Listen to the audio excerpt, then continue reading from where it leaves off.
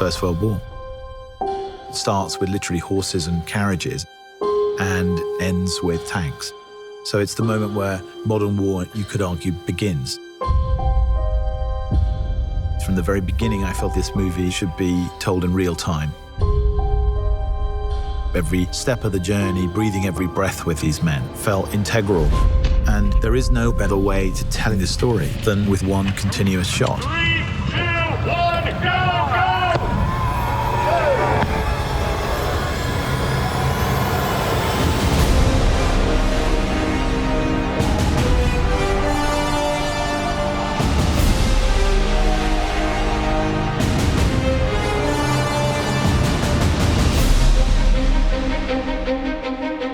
From the first moment I talked to Sam about the idea of it as a one-shot movie, I knew it was going to be really immersive.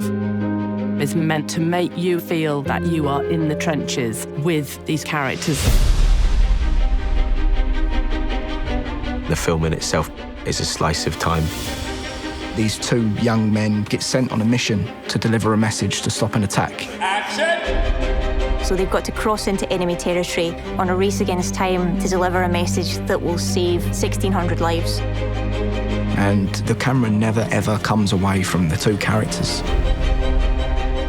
There's always that sort of get-out-of-jail card that you have with a movie. Well, you know, we might be able to cut around this, or we might take that scene out. That's not possible on this film.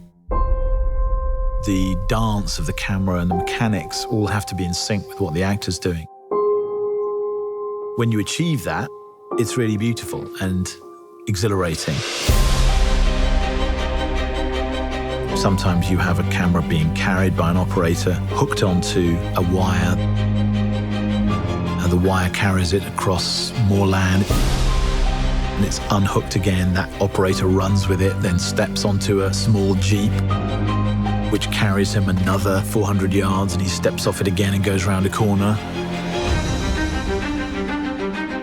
Let's go back to 1. This film does not take place in a series of interiors. This is endless exteriors. No location ever repeats, so you're constantly moving through landscapes. Being such an exterior movie, we're very dependent on the light and the weather. And we kind of realized, well, for a start, you can't really light it. Action. Because, you know, if you were running down a trench and turning around 360 degrees, there's nowhere to put a light anywhere. And because we were shooting in story order, we have to shoot in cloud to get the continuity from scene to scene. So some mornings, the sun would be out and we couldn't shoot. So we would rehearse. And we're rehearsing.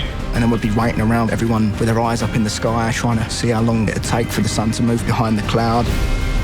And as soon as it comes over, you've got this 5-minute window. Everyone would be like, come on, go, go, go. Go, go, go! So you are also in the lap of the gods.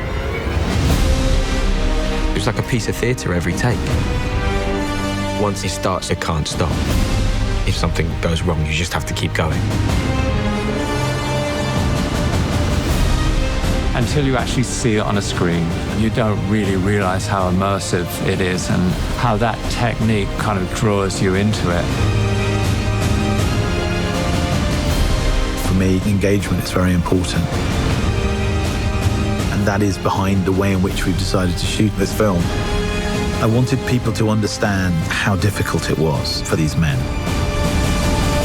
And the nature of that is behind everything.